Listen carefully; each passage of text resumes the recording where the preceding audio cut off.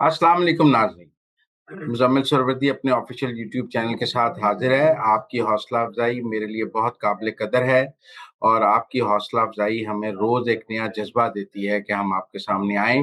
नाज़रीन, आज की वीडियोज़ में हम 2 बातों को डिस्कस करेंगे। एक तो हर आदमी सवाल कर रहा है, ये डोनाल्ड ट्रंप रोज़ सिचुएशन रूम में जाता है पर हमला नहीं करता।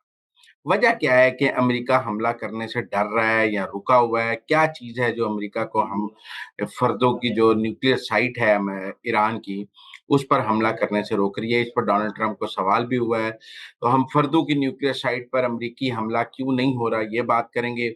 सुप्रीम कोर्ट में के जजेस की सीनियरिटी का केस डिसाइड हुआ है, उस फैसले पर बात करेंगे।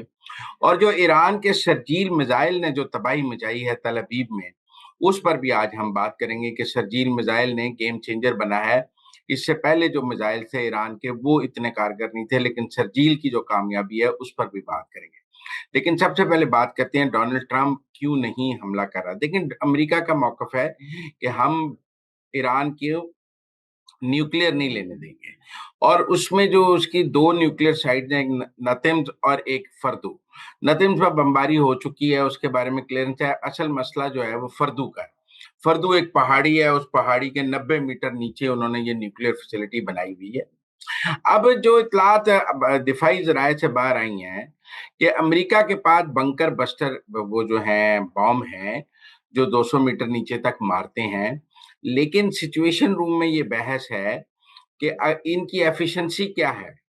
क्योंकि ये तोरा बोरा पे अमेरिका ने मारे थे और जब तोरा बोरा में हुआ था तो तोरा बोरा में मारे गए थे ये बंकर बस्टर्स और तोरा बोरा में बंकर बस्टर्स मारने के बाद भी इनकी एफिशिएंसी के हवाले से बहुत से सवालात हैं।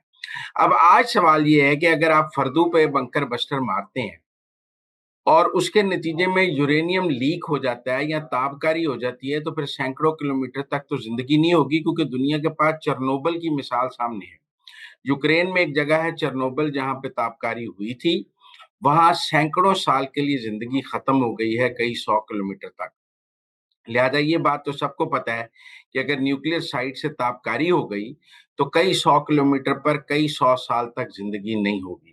लिहाजा अगर अमेरिका का मिस एडवेंचर हो जाता है फर्दू पे, तो ये मुमकिन है कि पूरा खित्ते में जिंदगी खत्म हो जाए। तो इसलिए फर्दू पे आपने ऐसे हमला करना है कि उसके नतीजे में कोई ताबकारी ना हो, कोई यूरेनियम की लीकेज ना हो। और ये एक सवाल है।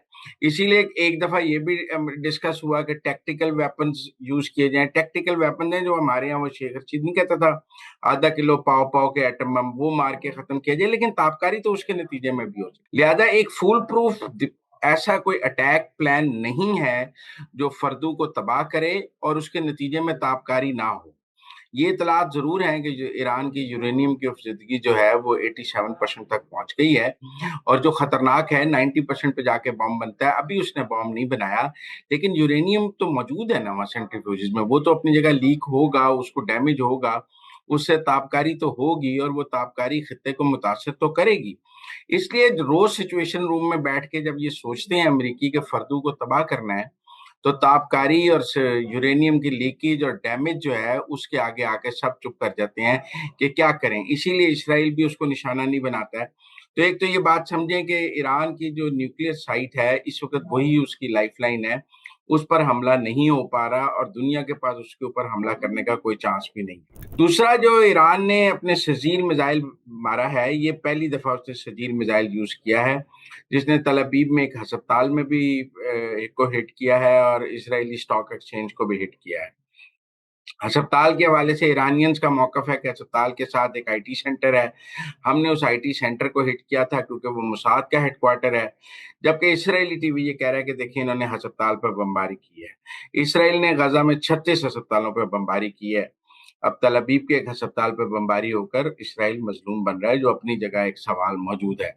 लेकिन ईरान के बरतानिया, जर्मनी और फ्रांस के वजीर खारजा जो हैं, वो ईरान के वजीर खारजा को मिल रहे हैं।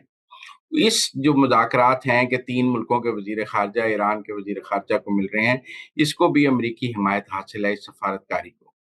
लेकिन अब ईरान में इतनी तबाही हो गई है कि अब ईरान अपना जौहरी प्रोग्राम क्यों गिव अप करे? गिव अप करने के बाद भी तो लड़ाई होनी है। تو ابھی لڑائی تو ہو رہی ہے، اس بات کی کیا گارنٹی ہے ایرانینز کے نزدیک کہ اس کے بعد لڑائی نہیں ہوگی، اور اگر وہ اپنا نیوکلیئر گیو اپ کر دیں گے تو اس کے بعد اسرائیل حملہ نہیں کرے گا یا امریکہ حملہ نہیں کرے گا؟ آج تو فردو ان کی ڈیفنس لائن بنی ہوئی ہے، اس لیے یہ ٹیکنیکل سوال جو ہے فردو کے حوالے سے وہ بہت اہم ہے۔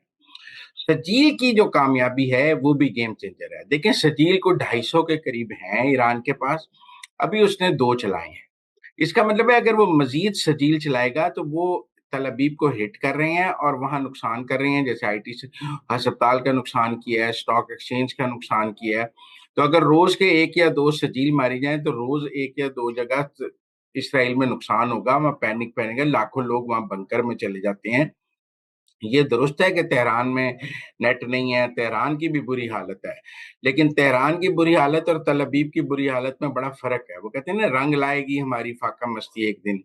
تہران کی بری حالت تو شاید ایران کو قبول ہو، تل ابیب کی بری حالت اسرائیل کو کیسے قبول ہوگی؟ یہ اپنی جگہ ایک سوال ہے۔ ایران نے شروع میں تو 200 بیلسٹک میزائل برسانے شروع کیے تھے، لیکن ان کی کامیابی کی شرح صرف 6%۔ اب ایران روزانہ 10-20 میزائل مار رہا ہے، اس سے زیادہ میزائل نہیں مار رہا، لیکن ان کا امپیکٹ زیادہ ہے کیونکہ یہ جو سجیل اس کا میزائل ہے، اس کا امپیکٹ اور اس کا سکسیس ریٹ بیلسٹک میزائلوں سے زیادہ آیا ہے۔ اس لیے اب یہ نظر آتا ہے کہ یہ جنگ لمبی چلے گی کیونکہ شاید ایران سیز فائر کے لیے تیار نہ ہو۔ اگر سجیل کی کامیابی ایران کو نظر آئی تو اسے نظر آئے گا کہ وہ اسرائیل کا زیادہ نقصان کر سکتا ہے اگلے 15 دن، تو وہ 15 دن جنگ چلائے گا۔ اب 15 دن جنگ نہ ہو اس کے لیے ایران کو کیسے مجبور کیا جائے؟ صرف بمباری سے تو یہ بات نہیں ایران کو منوائی جا سکتی کہ آپ رک جائیں۔ ان پر اتنی بمباری ہوئی ہے، اتنی ان کی چیزیں تباہ ہوئی ہیں، اب وہ ان کو شاید اس بمباری کا وہ امپیکٹ نہیں، جو ان کی چیزیں تباہ ہونی تھی وہ ہو گئی ہیں، لہذا میرے نزدیک اب بمباری سے تو نہیں ہو سکتا۔ جنیوا میں جو مذاکرات ہیں کیا وہ ایران کو منا لیں گے سیز فائر پہ؟ مجھے وہ بھی نہیں نظر آتا۔ وہ جو ڈونلڈ ٹرمپ نے کہا تھا کہ ایرانینز وائٹ ہاؤس آنا چاہتے ہیں، ایرانینز نے ڈکلائن کر دیا کہ ہم وائٹ ہاؤس نہیں آنا چاہتے۔ سب کو پتا ہے ٹرمپ وائٹ ہاؤس بلا کے بےزتی کرتا ہے، صرف عاصم منیر کی اس نے عزت کی ہے، ورنہ باقی سب کی بےزتی کرتا ہے۔ لبنان کے حزب اللہ نے کہا ہے کہ ایسا کوئی قدم انہیں تنازع میں گھسیٹ سکتا ہے جو ایرانی حکومت کے وجود کو خطرہ ہو۔ حزب اللہ کا انہوں نے ایک اور کمانڈر بھی مارا ہے۔ ابھی تک حزب اللہ اس لڑائی میں نہیں ہے، لیکن آہستہ آہستہ حزب اللہ اس لڑائی میں آتا ہمیں نظر آ رہا ہے۔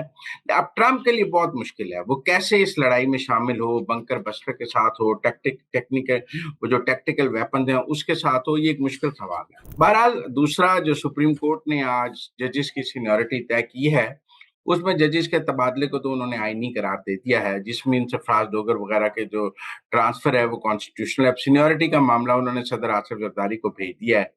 صدر آصف زرداری 3-4 ماہ 6 ماہ ڈیو ٹائم لینے کے بعد وہ اس کو ڈیسائیڈ کریں گے۔ اس کے بعد پھر اس پر پٹیشن ہوگی، پھر یہ سپریم کورٹ میں آئے گا، تو کیس لمبا ہو گیا۔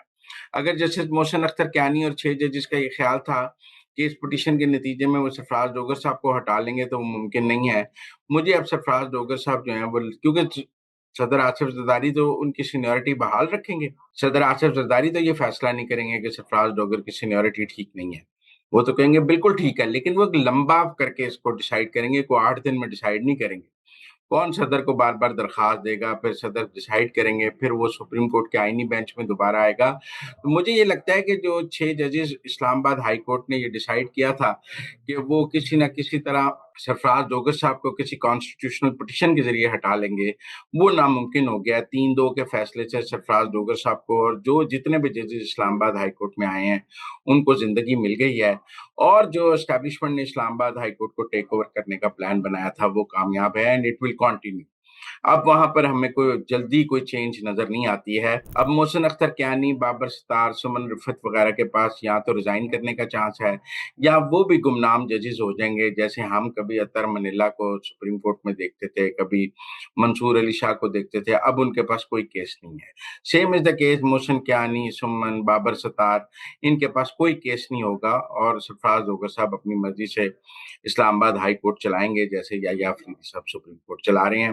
جوڈیشل کمیشن نے آئینی بینچ کی مدت میں 30 نومبر تک توسیع کر دی ہے، کیونکہ مخصوص نشستوں کا بھی فیصلہ آنا ہے، 26ویں آئینی ترمیم کی توثیق ہونی ہے، تو اس سب کے لیے اس آئینی بینچ کو کنٹینیو کرانا تھا، لہذا وہ 30 نومبر تک جوڈیشل کمیشن نے کنٹینیو کر دیا ہے، جس کا مطلب ہے کہ ابھی کوئی بڑی تبدیلی عدلیہ کے اندر نہیں نظر آ رہی۔ جو موجودہ عدلیہ کے ذمہ داران ہیں وہ اور اسٹیبلشمنٹ ایک پیج پہ ہیں، لہذا کوئی بحران نہیں۔